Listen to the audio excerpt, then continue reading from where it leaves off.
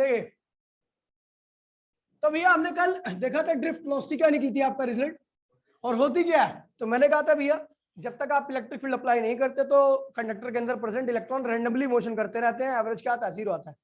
लेकिन जैसे ही आप इलेक्ट्रिक फील्ड अप्लाई कर देते हो, मतलब बैटरी अप्लाई कर देते हो, तो इलेक्ट्रॉन क्या होते हैं, नेगेटिव से पॉजिटिव की तरफ एक्सेलरेट करते हैं। जिस वेलोसिटी से, जिस एवरेज वेलोसिटी से वो आगे की तरफ बढ़ते हैं उसे हम ड्रिफ्ट वेलोसिटी कहते हैं। और इसी वेलोसिटी की वजह से क्या होता है, सर्किट के अंदर करंट आता है। ठीक है भैया। फिर मैंने बताया था ड्रिफ्ट वेलोसिटी की जो एक्सप्रेशन थी, अगर आपको याद हो, कैपिटल ई स्मॉल ई टाउ अपॉन में एम, ये ड्रिफ्ट वेलोसिटी की क्या थी भैया, आपकी एक्सप्रेशन थी, ये हमने ड्राइव की थी। ठीक है भैया। अब देखिए मैंने आपको यह भी बताया था भैया ड्रिफ्ट वेलोसिटी को हम दूसरी तरीके से भी ड्राइव कर सकते हैं। ठीक है भैया, छोटा तरीका और एफिशिएंट तरीका है। ठीक है भैया, और उसमें कोई कमी नहीं है, लेकिन आपको ये डेरिवेशन करनी नहीं है। ठीक है भैया। तो जैसा कि आपको पता है वीक को उसमें यू प्लस क्या होता है भैया, हम किसकी बात करने आ रहे हैं, हम एटम इलेक्ट्रॉन्स छोटे लेवल पे बात करने आ रहे हैं, तो वहां पर क्या होगा, ट्रिलियंस ऑफ इलेक्ट्रॉन होते हैं। तो हम किसकी बात करें, किस इलेक्ट्रॉन की बात करें, हर इलेक्ट्रॉन की वेलोसिटी क्या होती है, अलग अलग होती है। इस वजह से हमने क्या लिख दिया, v average, u average, acceleration सबका सेम होता है, टाइम का क्या होगा भैया, एवरेज आएगा। ठीक है भैया। अच्छा, वी एवरेज को क्या कहते हैं भैया, ड्रिफ्ट वेलोसिटी। इनिशियल एवरेज क्या होता है भैया, 0। एक्सीलरेशन क्या होता है, कैपिटल ई स्मॉल ई अपॉन में एम, और ये क्या होता है, इसको हमने लिख दिया था टाउ, रिलैक्सेशन टाइम। ठीक है भैया। तो ड्रिफ्ट वेलोसिटी की ये दूसरे तरीके से आपने एक्सप्रेशन को ड्राइव कर दिया। ठीक है भैया। लॉजिक सारा पीछे का ही है, लेकिन ये क्या है, थोड़ा शॉर्टकट तरीका है। ठीक है, और ये एफिशिएंट भी है, ज्यादा अच्छा है। ठीक है। तो अब देखिए भी यहाँ पे ड्रिफ्ट वेलोसिटी का हमारा एक्सप्रेशन आ गया। हमने देखा ड्रिफ्ट वेलोसिटी कुछ फैक्टर्स पे डिपेंड कर रही है। जैसा, चलो पहले मैं इसमें ये जो वर्ड है ना, इसको थोड़ा डिटेल में बताता हूँ। इसे कहते हैं रिलैक्सेशन टाइम, रिलैक्सेशन टाइम। ठीक है भैया। अब ये कौन सा टाइम होता है, तो it is the time in between, it is the average time in between two consecutive collision. दो कोलिजन हुए, ऐसे तो बहुत सारे कोलिजन होते हैं। ठीक है भैया। लेकिन हम, और हर कोलिजन का टाइम भी क्या होता है, अलग अलग होता है। तो मैं किस टाइम की बात कर रहा हूं, तो इसलिए हमने क्या निकाला, एवरेज निकाला। उसी एवरेज कोलिजन टाइम को हम क्या कहते हैं भैया, रिलैक्सेशन टाइम। एग्जांपल के तौर पर क्या हुआ, देखिए, रुक जाना, 1 2, अब दोनों रैप्टे के बीच में कुछ टाइम लगा, वही क्या, मेरे हाथ को रिलैक्स करने का टाइम। ठीक है। हाँ, नहीं मेरे हाथ को रिलैक्स करने का टाइम है, इसका गाल तो खा रहा है। ठीक है, रिलैक्स तो मैं कर रहा हूँ, मार तो मैं रहा हूँ ना रैप्टे। ठीक है। अब देखिए, तो रिलैक्सेशन टाइम क्या होता है भैया, एवरेज टाइम होता है। ठीक है, it is the average time in between two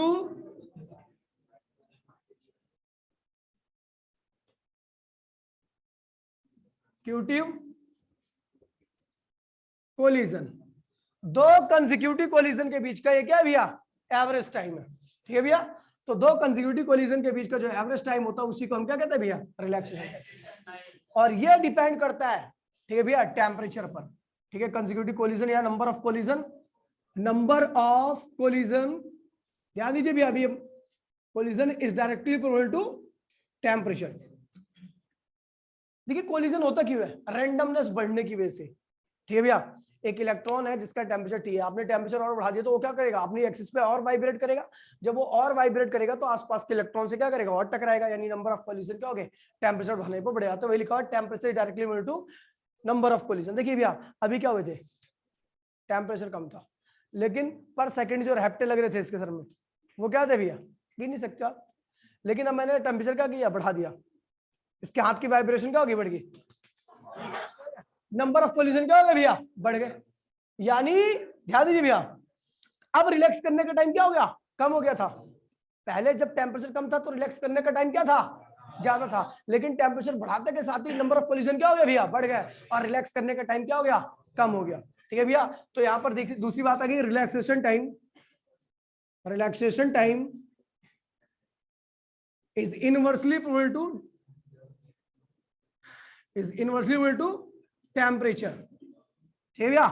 अगर किसी बॉडी का टेम्परेचर ज्यादा है तो उसके अंदर प्रेजेंट इलेक्ट्रॉन्स को रिलैक्स करने के लिए कम टाइम मिलेगा, क्योंकि उनके अंदर वाइब्रेशन क्या होगी, ज्यादा होगी, नंबर ऑफ कोलिजन्स क्या होंगे भैया, ज्यादा होंगे, यानी वो कम रिलैक्स कर पाएंगे। लेकिन अगर किसी का टेम्परेचर कम है तो वो क्या होंगे, स्लोली, उनके अंदर ऑसिलेशन क्या होगी, स्लोली होगी। ठीक है। जब स्लो ऑसिलेट करेंगे तो आसपास के इलेक्ट्रॉन से नंबर ऑफ कम टकराएंगे, और जब कम टकराएंगे तो क्या होगा भैया आपका, जब कम टकराएंगे तो रिलैक्स करने का टाइम क्या मिल रहा है भैया, उनको ज्यादा मिल रहा है। ठीक है भैया। तो भैया देखिए नंबर ऑफ कोलिजन, देखिए टेम्परेचर बढ़ाने पर क्या होता है, नंबर ऑफ कोलिजन बढ़ते हैं, और टेम्परेचर बढ़ाने पर रिलैक्सेशन टाइम क्या होता है भैया, कम हो जाता है, क्योंकि नंबर ऑफ कोलिजन बढ़ते के साथ ही रिलैक्स करने का टाइम क्या होगा भैया, पहले 1 सेकंड में 4 कोलिजन हो रहे थे, अब 1 सेकंड में 10,000 कोलिजन होने लगे, तो अब इस 10,000 कोलिजन में तो रिलैक्स करने का टाइम ही नहीं मिलेगा ना उसे, लगातार उसको रैप्टे मारने पड़ेंगे और लगातार टकराना पड़ेगा, तब जाके 10,000 कोलिजन होंगे उसके। ठीक है भैया, तो टेम्परेचर बढ़ाने पर रिलैक्सेशन टाइम क्या होता है भैया, कम हो जाता है, क्योंकि टेम्परेचर बढ़ाते के साथ ही नंबर ऑफ कोलिजन क्या होता है, टेम्परेचर इंक्रीज करने पर क्या होता है भैया, नंबर ऑफ कोलिजन क्या होता है भैया, इंक्रीज कर जाते हैं, और नंबर ऑफ कोलिजन जैसे इंक्रीज कर जाते हैं, ठीक है भैया, रिलैक्सेशन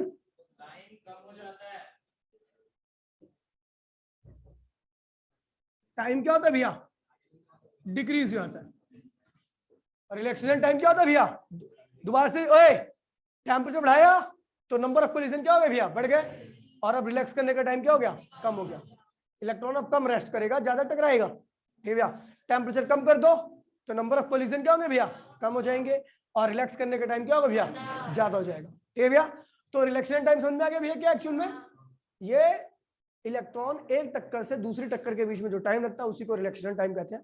अगर आप समझ गए, फोटो लो इसकी भैया, बढ़िया लियो, एकदम क्लियर फोटो लियो।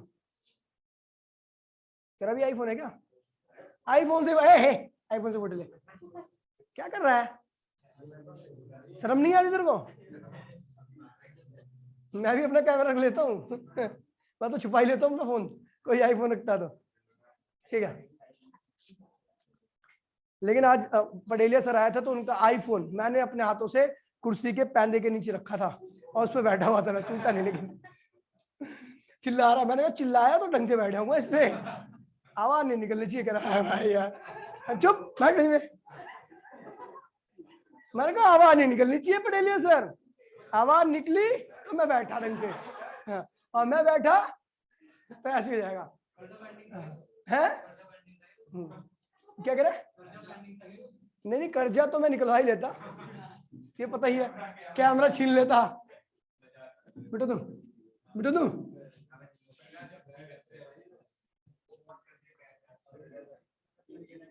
अगर वो 1-2 संडे और चले आता तो घर पर बेचने की नौबत आती उसके, बाइक मेरी आती, एक संडे और चले आता मेरे साथ बैठ खेलने तो बाइक मेरी आती, वो कब्जा कर लेता बाइक पे। ओए मुद्दे पे आते भैया, ठीक है भैया, तो हमने देखा ड्रिफ्ट वेलोसिटी का जो फॉर्मूला था, क्या भाई प्लीज बोलिए मत, ठीक है, कैपिटल ई स्मॉल ई टाउ अपॉन में एम, ठीक है, चलो आप मंत्र का उच्चारण करते हैं। ठीक है, drift velocity directly equal to electric field है, सबको दिख रहा है भैया, क्यों है अभी पता लग जाएगा, drift velocity directly equal to क्या भैया, चार्ज है, वैसे आवश्यकता नहीं है, इलेक्ट्रॉन पे चार्ज हमेशा क्या रहता है, फिक्स रहता है, इसलिए इसको ना भी ले तो कोई दिक्कत नहीं है, लेकिन मैं फिर भी चार्ज का रोल बताऊंगा आपको। ठीक है, यहाँ पे चार्ज लिख देता हूँ क्यू, ठीक है, क्यू चार्ज। ठीक है, drift velocity directly equal to क्या भैया, रिलैक्सेशन टाइम। ठीक है, drift velocity directly equal to क्या भैया आपका 1/m, 1/m के डायरेक्टली है, m के इनवर्सली है। किसने बोला, तूने बोला, हमें मत सिखा, डायलॉग मार दूंगा ये वाला। ठीक है, तो ये देखिए अब यहां पर क्या, ये ड्रिफ्ट वेलोसिटी की बड़ी गुड़िया, देखो इलेक्ट्रिक फील्ड आप ज्यादा लगाओगे, अप्लाई करोगे, तो आपको पता है प्रेजेंट इलेक्ट्रॉन्स के अंदर फोर्स क्या लगेगा, ज्यादा लगेगा, क्योंकि इलेक्ट्रिक फील्ड क्या लगाती है, इलेक्ट्रॉन्स के ऊपर फोर्स लगाती है। जब इलेक्ट्रिक फील्ड ज्यादा तो फोर्स ज्यादा हो जाता है, तो एक्सेलरेशन क्या होता है भैया, और जो चीज ज्यादा तेजी से एक्सेलरेट करती है उसकी वेलोसिटी भी क्या होती है भैया, ज्यादा आती है। मेरी बाइक की बात करूं तो मेरी बाइक का एक्सेलरेशन है 400 मीटर पर सेकंड, 400 मीटर पर सेकंड स्क्वायर। ठीक है भैया, और डुकाटी की बाइक जो होती है, डुकाटी की बाइक का 50 मीटर पर सेकंड स्क्वायर का एक्सेलरेशन होता है। तो भैया आपको पता है 1 सेकंड में कौन ज्यादा स्पीड पकड़ेगा, ऑब्वियस सी बात है मेरी बाइक, 400 मीटर पर सेकंड की स्पीड 1 सेकंड में पकड़ती हो। ठीक है, ओए तो भैया समझ में आ गया। अब देखिए, और एक बात और बता दूं भैया, मैंने आपको बताया था ड्रिफ्ट वेलोसिटी की वजह से ही क्या आता है, करंट आता है, क्या आता है। अब देखिए, यानी ड्रिफ्ट वेलोसिटी ज्यादा हो जाएगी तो करंट भी क्या होगा, ज्यादा हो जाएगा। ये खैर ये वाला लॉजिक आपको ज्यादा अच्छे से क्लियर होगा कल की क्लास में, ध्यान दीजिए भैया, देखिए ई ज्यादा, मंत्र का उच्चारण ई, तो एफ, एफ क्या भैया, फोर्स है। इलेक्ट्रिक फील्ड ज्यादा तो इलेक्ट्रॉन पे लगने वाला फोर्स भैया, इलेक्ट्रॉन पे लगने वाला फोर्स ज्यादा तो एक्सेलरेशन इलेक्ट्रॉन के अंदर ज्यादा, और जब एक्सेलरेशन इलेक्ट्रॉन के अंदर होगा ज्यादा तो ड्रिफ्ट वेलोसिटी क्या होगी,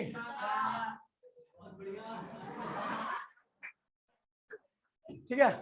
और इलेक्ट्रॉन की ड्रिफ्ट वेलोसिटी जैसे ही बढ़ती है, खैर वो फैक्टर अभी आपके पास नहीं है, ठीक है, तो अभी क्या होता है, करे वो नहीं, हमें तो ड्रिफ्ट वेलोसिटी तक ही करना है ना, हमें ड्रिफ्ट वेलोसिटी तक ही रिलेशन निकालना है। लेकिन मैं आपको बता दूं, जैसे ड्रिफ्ट वेलोसिटी बढ़ती है, करंट क्या होता है भैया, कंडक्टिविटी अपने आप ही क्या होती है भैया, करंट बढ़ना मतलब कंडक्टिविटी बढ़ना, ठीक है।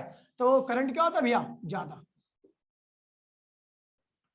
सुन लीजिए एक बारी, इलेक्ट्रिक फील्ड ज्यादा करते के साथ इलेक्ट्रॉन पे फोर्स लगने वाला क्या होगा, ज्यादा हो जाएगा। इलेक्ट्रॉन अब क्या करेगा, ज्यादा तेजी से एक्सेलरेट करेगा, और इलेक्ट्रॉन ज्यादा एक्सेलरेट करता है तो उसकी वेलोसिटी क्या होती है भैया, ज्यादा हो जाती है। That is called drift velocity. अब देखिए चार्ज क्या होता है, चार्ज को अगर मैं ज्यादा कर दूं, ऐसे फिक्स रहता है, पहले बता दे रहा हूँ, किसी भी इलेक्ट्रॉन पे चार्ज हमेशा क्या रहता है, फिक्स रहता है, तो स्पेक्ट्रम पे डिपेंड नहीं करता, लेकिन मैं फिर भी चार्ज को वेरिएबल मान के चल रहा हूँ। क्यों कर दिया मैंने इसको, अगर चार्ज ज्यादा है तो जाहिर सी बात है चार्ज फोर्स क्या होता है, ई क्यू होता है। क्या होता है भैया, इलेक्ट्रिक फील्ड इनटू में चार्ज क्या देता है, फोर्स देता है। तो अगर मैंने ई या क्यू में से किसी एक को बढ़ा दिया तो फोर्स तो क्या होगा, बढ़ ही जाएगा। तो क्यू ज्यादा तो फोर्स फिर क्या होगा भैया, ज्यादा, और फोर्स भैया ज्यादा होता है तो एक्सेलरेशन भी क्या होता है भैया, ज्यादा। और जब एक्सेलरेशन ज्यादा, ड्रिफ्ट वेलोसिटी और कंडक्टिविटी भी क्या होगी भैया, ठीक है भाई। अब आते भैया रिलैक्सेशन टाइम पे, किस पे आते भैया बच्चे, ये ज्यादा। तो आपको पता है रिलैक्सेशन टाइम ज्यादा कब होता है, नंबर ऑफ कोलिजन क्या होते हैं, कम होते हैं। यानी अगर इलेक्ट्रॉन टकरा कम रहा, देखिए भैया अब एक बड़ा सिंपल सा एग्जांपल बताता हूं मैं आपको, ठीक है भैया। मैंने क्या किया, एक बच्चे को इस भीड़ में भगाया, ठीक है, और एक को खाली मैदान में भगा दिया। कोलिजन कहां पे ज्यादा होगा, भीड़ में, क्योंकि यहाँ पर, और इसकी वेलोसिटी क्या होगी बच्चे की, कम रहेगी यहाँ पर। यानी जहां पर कोलिजन ज्यादा होता है वहां पर ड्रिफ्ट वेलोसिटी क्या होती है, कम हो जाती है। और जो खाली मैदान में भाग रहा है वहां पर कोलिजन क्या होंगे, नहीं होंगे, तो उसकी वेलोसिटी क्या होगी भैया, ज्यादा होगी। समझ गए, जहाँ पे नंबर ऑफ कोलिजन कम होते हैं तो वहां पे वेलोसिटी क्या होती है भैया, ज्यादा होती है। तो भैया टाउ ज्यादा, तो यानी नंबर ऑफ कोलिजन क्या होंगे भैया, नंबर ऑफ कोलिजन कम हो जाते हैं। और जहां नंबर ऑफ कोलिजन कम हो जाते हैं भाईजान ध्यान रखना, जहां पे नंबर ऑफ कोलिजन कम हो जाते हैं तो वहां पर क्या होता है भैया, नंबर ऑफ कोलिजन ज्यादा कम हो जाता है, तो भैया अब कम कोलिजन कर रहा तो यानी आगे ज्यादा बढ़ रहा होगा, ड्रिफ्ट वेलोसिटी क्या होगी भैया, ज्यादा।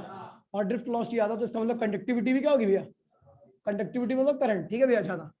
कोई दिक्कत तो नहीं है। चलो एक लास्ट फैक्टर है एम, ठीक है। अच्छा एक बात देखिए, इलेक्ट्रिक फील्ड क्या लगाती है चार्ज पर, फोर्स क्या लगाती है भैया। चलो मैंने एग्जांपल लिया, फोर्स लगा रहा हूं मैं, उतना ही फोर्स लगा रहा हूं बाइक पे और उतना ही फोर्स लगा रहा हूं ट्रक पे। बताओ कौन ज्यादा तेजी से वेलोसिटी का अटेंड कर लेगा, जाहिर सी बात है, क्योंकि बाइक का मास क्या है, कम है।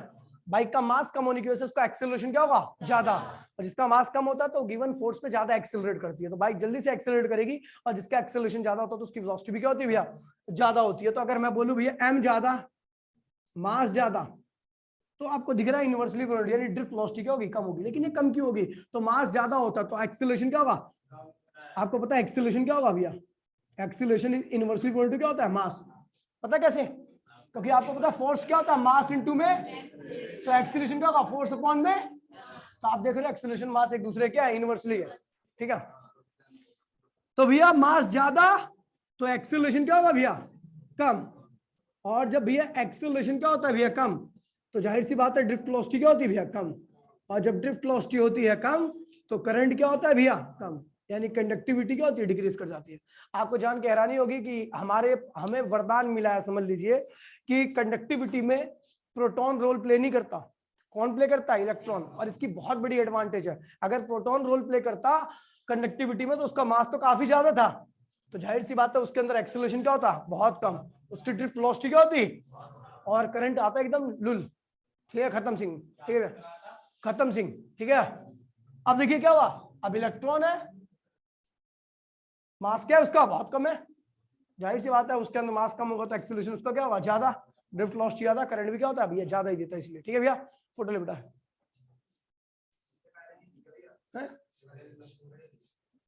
नहीं उसमें पढ़ाया था, रिकॉर्डिंग नहीं की थी, हो गया। बाबू ये सब चीजें नहीं पसंद है मुझे, मैं आईफोन से ही फोटो लेता हूं मैं। बेटाओ कोई दिक्कत तो नहीं है इसमें?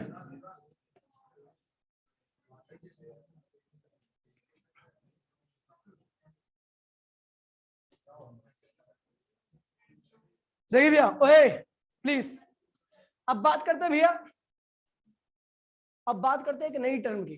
ठीक है भैया, छोटी सी टर्म है जिसे हम मोबिलिटी कहते हैं। क्या कहते हैं भैया? The ability of motion is known as mobility.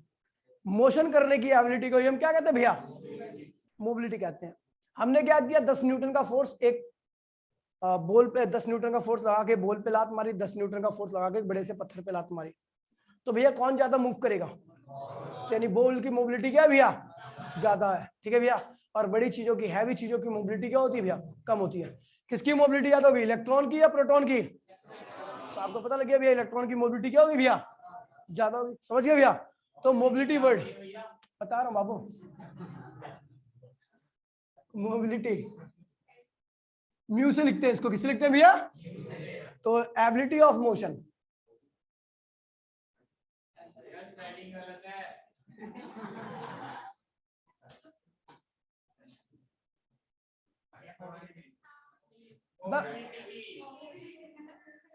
अरे हो गया ना मोबिलिटी।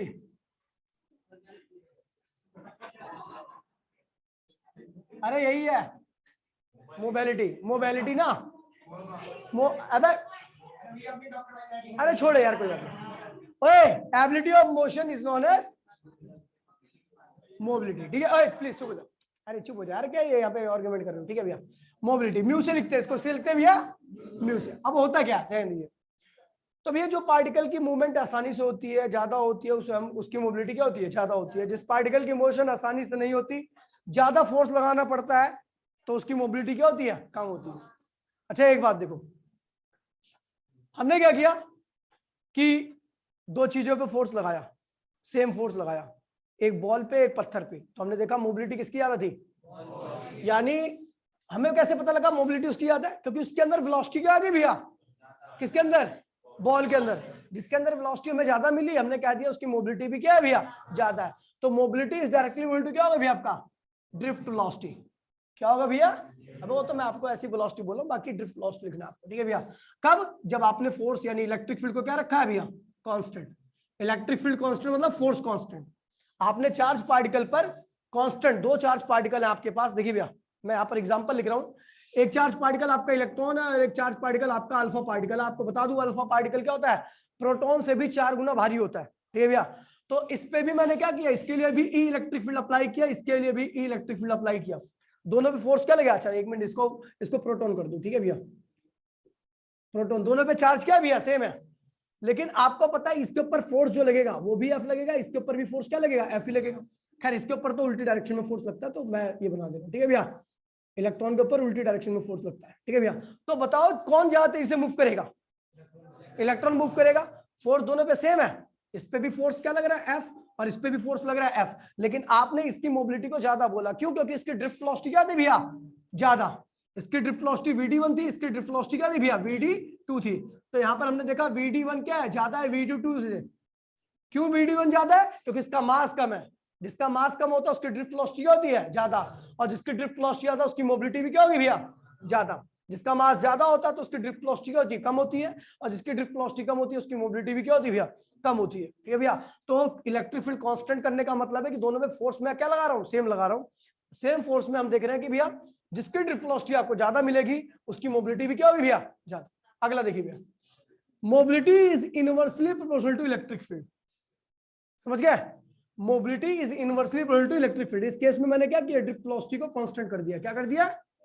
देखिए भैया, अगर मुझे इलेक्ट्रॉन ये रहा, मेरे पास प्रोटॉन ये रहा। ठीक है भैया, इलेक्ट्रॉन प्रोटॉन को सेम ड्रिफ्ट वेलोसिटी देनी है, VD, इसको भी VD। तो कहां पे ज्यादा फोर्स लगाना पड़ेगा आपको? अब इलेक्ट्रॉन प्रोटॉन को सेम ड्रिफ्ट वेलोसिटी देनी है, तो कहां पे ज्यादा फोर्स लगाना पड़ेगा? यहां पे ज्यादा फोर्स लगाना पड़ेगा। नहीं, यहाँ की इलेक्ट्रिक फील्ड क्या होगी? ज्यादा। यहाँ की इलेक्ट्रिक फील्ड क्या होगी भैया? तो क्योंकि दोनों का सेम वेलोसिटी से अगर आपको मूव कराना है, दोनों को अगर सेम वेलोसिटी से मूव कराना तो इसके लिए कम फोर्स में ही ये क्या करेगा, ज्यादा तेजी से मूव करने लगेगा। लेकिन इसके लिए प्रोटॉन के लिए ज्यादा फोर्स लगाना पड़ेगा, यानी यहाँ पे इलेक्ट्रिक फील्ड क्या होगी, ज्यादा, यानी E2 ग्रेटर E1 से, E2 ग्रेटर E1 से। तो इसका मतलब जहां पर आपको इलेक्ट्रिक फील्ड ज्यादा अप्लाई करनी पड़ रही है, इसका मतलब उस पार्टिकल की मोबिलिटी क्या है, कम है। अब किसी चीज को, ट्रक को और साइकिल को सेम वेलोसिटी से मूव कराना है तो आपको कहां पे फोर्स ज्यादा लगाना पड़ेगा, ट्रक में।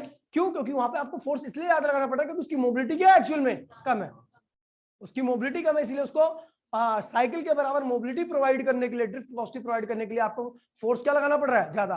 फोर्स कौन लगाता है, इलेक्ट्रिक फील्ड। तो यानी ये ध्यान रखना, जिसके लिए आपको इलेक्ट्रिक फील्ड ज्यादा अप्लाई करना पड़ रहा है कांस्टेंट ड्रिफ्ट वेलोसिटी से, कांस्टेंट ड्रिफ्ट वेलोसिटी, हमने दो पार्टिकल हमारे पास, उनकी ड्रिफ्ट वेलोसिटी को हमने क्या कर दिया भैया, कांस्टेंट कर दिया।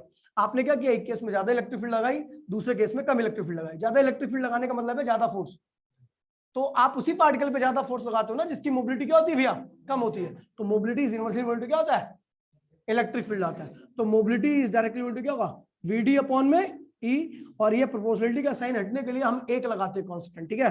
तो मोबिलिटी का जो फॉर्मूला आ गया वो क्या आ गया, VD अपॉन में क्या आ गया, इलेक्ट्रिक फील्ड, ठीक है भैया। तो mobility is defined as the ratio of, it is the ratio of drift velocity per unit electric field. Mobility क्या है भैया, अगर मोबिलिटी को डिफाइन करना तो क्या होती है, drift velocity per unit electric field. SI unit क्या होगी भैया, SI यूनिट क्या होगी, नीचे आइए थोड़ा, ठीक है भैया। SI यूनिट क्या होगी भैया, तो ड्रिफ्ट वेलोसिटी क्या होगी, मीटर पर सेकंड, मीटर पर सेकंड, और वेलोसिटी क्या होती है, इलेक्ट्रिक फील्ड क्या होती है, न्यूटन पर कूलम। ऊपर जाएगा तो पर न्यूटन और प्लस कूलम, तो ये मीटर पर सेकंड न्यूटन पर न्यूटन कूलम, ये इसकी SI यूनिट होगी, ठीक है भैया, ड्रिफ्ट वेलोसिटी की, ठीक है भैया। तो अगर मैं बोलूंगा किसकी ड्रिफ्ट वेलोसिटी ज्यादा, सॉरी किसकी मोबिलिटी ज्यादा होती है, इलेक्ट्रॉन की या प्रोटॉन की, तो आप बोलोगे भैया इलेक्ट्रॉन की, क्योंकि उसकी वेलोसिटी भी क्या होती है भैया, ज्यादा होती है, और उसको चलाने के लिए फोर्स भी क्या लगाना पड़ता है, कम कम कम फोर्स में जो जल्दी चल जाता है उसकी ड्रिफ्ट मोबिलिटी क्या होती है, ज्यादा होती है, उसकी मूव करने की क्षमता क्या होती है भैया, ज्यादा होती है। समझिए भैया। अब देखिए ओए, इसका जो प्रॉपर फॉर्मूला आ रहा है, तो हमने देखा भैया मोबिलिटी क्या है, मोबिलिटी क्या है, VD अपॉन में E, बोलो हाँ।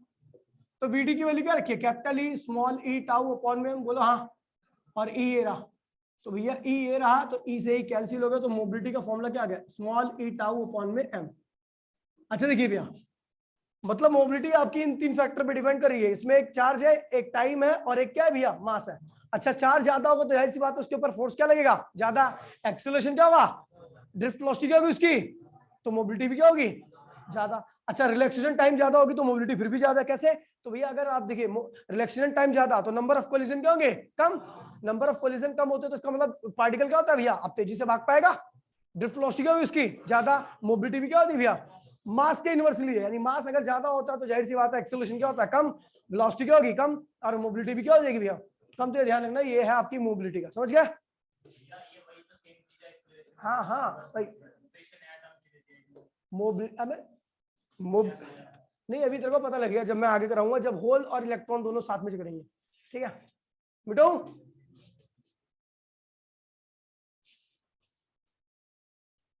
आईफोन से किस फोटो,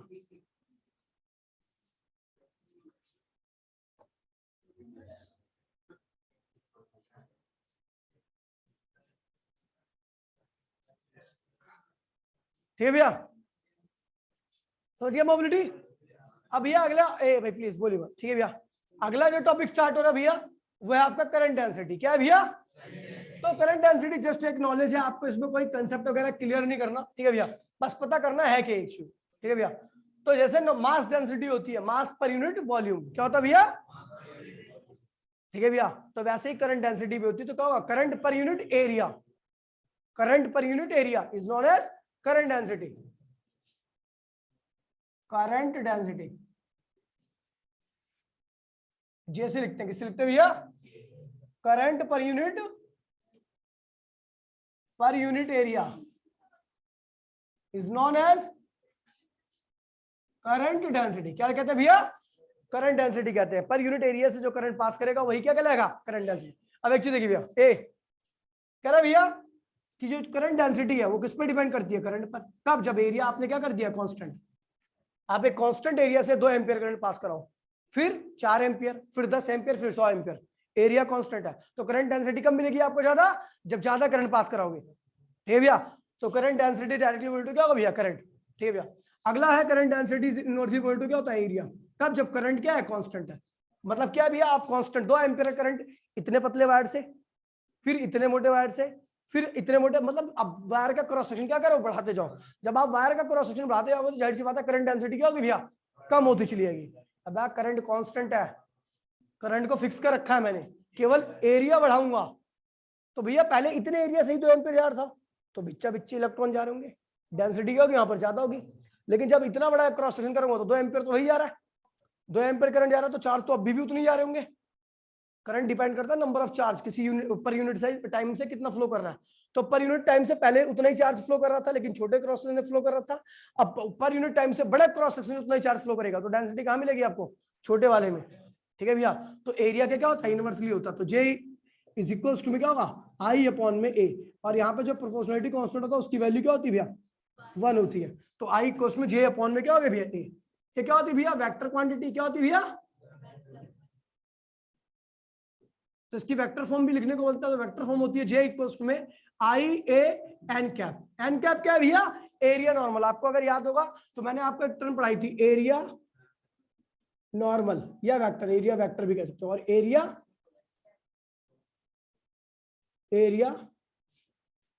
वेक्टर। ठीक है भैया, एरिया वेक्टर कहते हैं। अगर आपको याद होगा तो एक क्रॉस सेक्शन है, ठीक है भैया, ये आपने बैटरी लगा रखी है और इस कंडक्टर से कितना करंट पास कर रहा है, इसका एरिया कितना है भैया, ए। करंट पास कर रहा है ऐसे, अब आई करंट पास कर रहा है इस एरिया से, तो यहाँ पर जो देखिए जो करंट डेंसिटी की डायरेक्शन होगी वो क्या होगी, ऐसे है ना, बाहर की तरफ, बाहर की तरफ है ना, तो यहाँ पर बाहर की तरफ कौन होगा, एरिया नॉर्मल। क्या होगा भैया, एरिया नॉर्मल क्या होगा आपका भैया, बाहर की तरफ होगा। ठीक है भैया, तो ये क्या होगा भैया आपका, क्या होगा भैया आपका, तो करंट डेंसिटी देखिए, करंट डेंसिटी देखिए इधर जा रहा है और नॉर्मल भी इधर ही है, तो जो करंट डेंसिटी होगी उसकी डायरेक्शन क्या होगी, एरिया नॉर्मल की डायरेक्शन में होगी। ठीक है भैया, करंट डेंसिटी की डायरेक्शन वही होती है जो एरिया नॉर्मल की डायरेक्शन। करंट डेंसिटी कैसे है, ऐसे, और नॉर्मल भी क्या है, ऐसे ही है, तो करंट डेंसिटी का मैग्नीट्यूड तो ये हो गया और डायरेक्शन क्या होगी भैया, एरिया नॉर्मल। ठीक है भैया, करंट डेंसिटी। अच्छा देखिए भैया, आप पार्ट छोटा कर दोगे, छोटा एरिया लोगे, अब एरिया अगर बड़ा कर दोगे तो बड़ा करंट पास करेगा, छोटा एरिया ले लोगे तो करंट भी क्या होगा उसी रेशियो में छोटा हो जाएगा। तो जे इक्वल्स में क्या होगा, डी आई अपॉन में डी ए भी होता है। क्या होता है भैया, डी आई अपॉन में डी ए भी होता है। ठीक है भैया, तो इस चीज को ध्यान रखना। फोटो ले लो भाई, एसआई यूनिट, एसआई यूनिट क्या होगी, एसआई यूनिट बोलो भैया, तो करंट अपॉन में एरिया, तो क्या होगी, एम्पियर पर मीटर स्क्वायर। ठीक है भैया,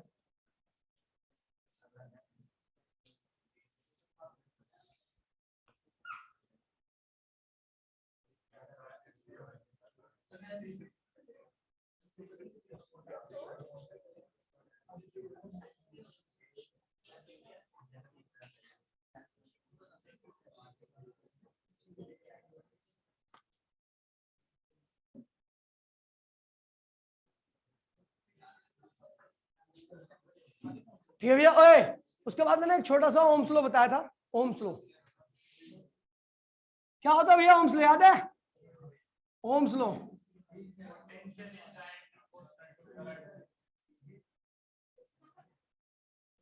eight a constant temperature potential is directly proportional to current. ठीक है भैया, ये ओम्स लॉ है। अच्छा, टेम्परेचर कांस्टेंट क्यों करते हैं, कोई बताएगा मुझे, नहीं पूरा बोलेगा बाबू, अच्छा ठीक है, सॉरी आपसे बीच में नहीं बोलूंगा।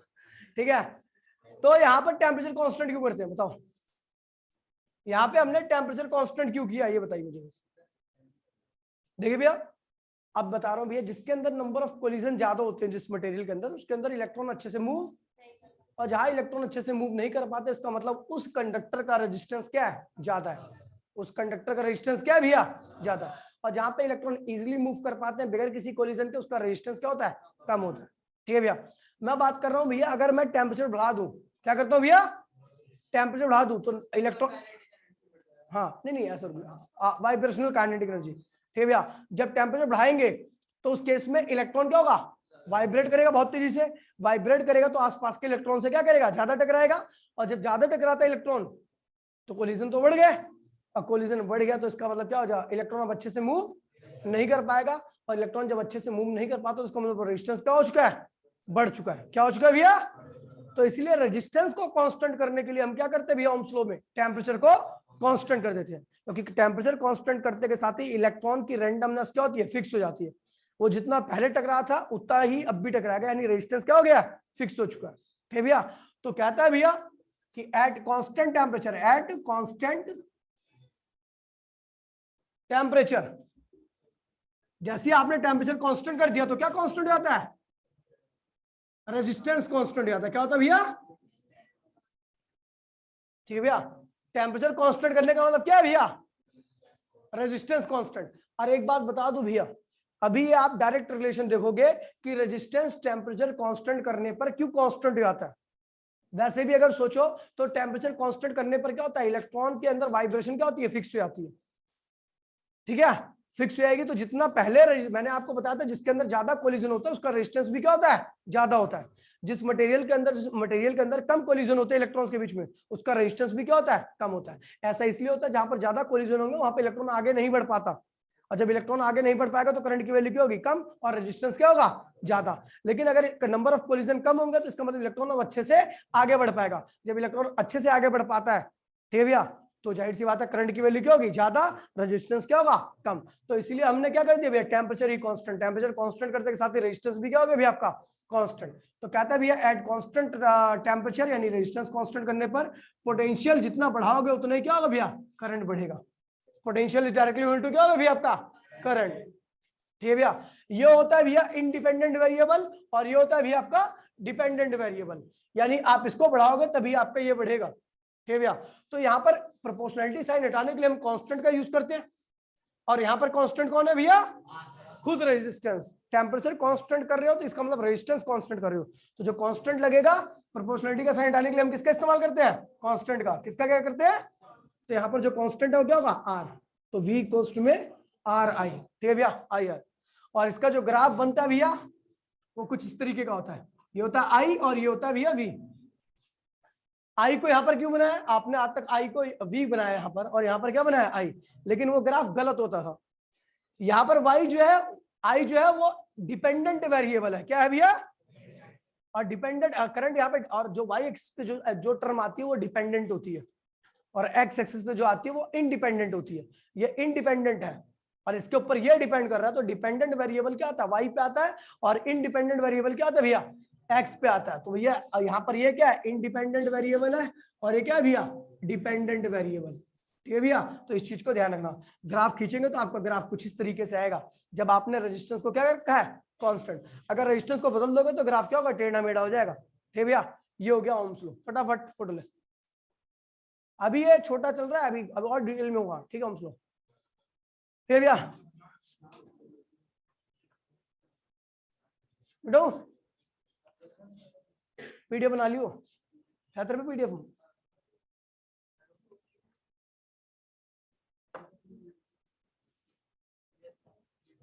ठीक है। अब देखिए भैया,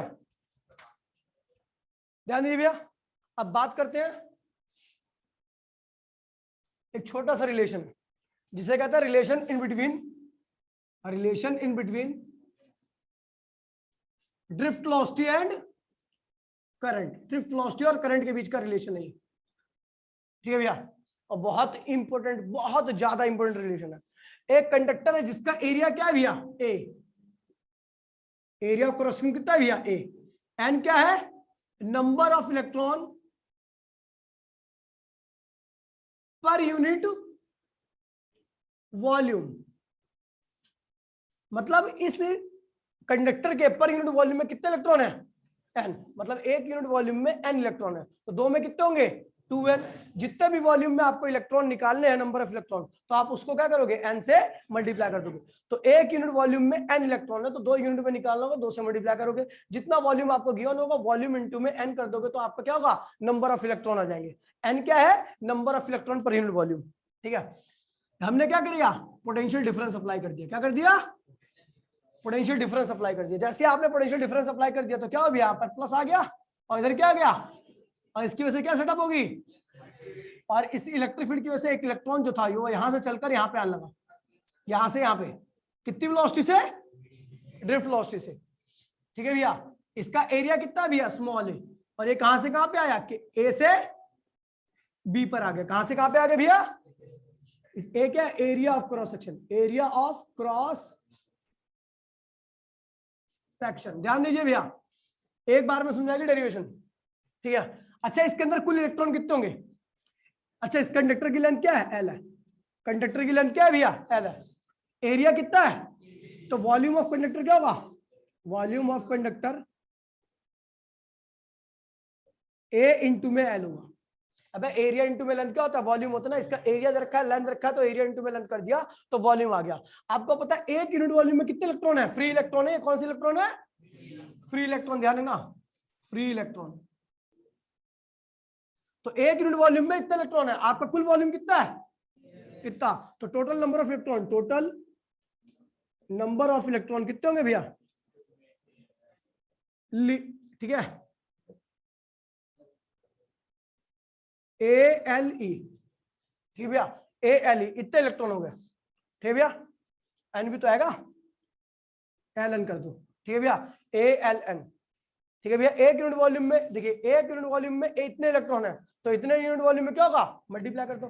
तो इस कंडक्टर के अंदर कुल फ्री इलेक्ट्रॉन की संख्या क्या होगी, ये। मैं फ्री इलेक्ट्रॉन की बात क्यों कर रहा हूँ, क्योंकि जो कंडक्टिविटी होती है वो केवल फ्री इलेक्ट्रॉन्स की वजह से होती है, बाकी जो बाकी इलेक्ट्रॉन होते हैं वो कोई कंडक्टिविटी में रोल प्ले नहीं करते। ठीक है भैया, अब देखिए इतने इलेक्ट्रॉन है, आपको पता है चार्ज ऑन 1 इलेक्ट्रॉन क्या होता है, चार्ज ऑन 1 इलेक्ट्रॉन क्या होता है, इलेक्ट्रॉन क्या होता है भैया, ई। क्या होता है भैया, ई। तो इन इतने इलेक्ट्रॉन पे कितना चार्ज होगा, टोटल चार्ज, टोटल चार्ज क्या होगा भैया, लीना। क्या होगा भैया, लीना। अब कर दो ना, ई से मल्टीप्लाई कर दो, लीना आ गया। ठीक है, कुल चार्ज कितना आ गया इस कंडक्टर के अंदर, लीना। अच्छा करंट क्या होता है भैया, करंट क्या होता है, चार्ज अपॉन में टाइम। ये कौन सा टाइम है भैया, ए से लेके बी तक का टाइम। अच्छा इलेक्ट्रॉन कितने वेलोसिटी से आ रहा है, वीडी, कितना डिस्टेंस कवर करेगा, तो टाइम कितना लगेगा, एल अपॉन में वीडी। तो चार्ज की वैल्यू क्या रखी है, लीना, और टाइम की वैल्यू क्या होगी, डिस्टेंस अपॉन में वेलोसिटी। डिस्टेंस कितना भी है, एल, और वेलोसिटी कितनी भैया, वीडी। एल से एल कैंसिल हो गया तो आ गया वीना। क्या आ गया भैया, वीना। Number of electron l n, कुल चार्ज लीना, और करंट और ड्रिफ्ट वेलोसिटी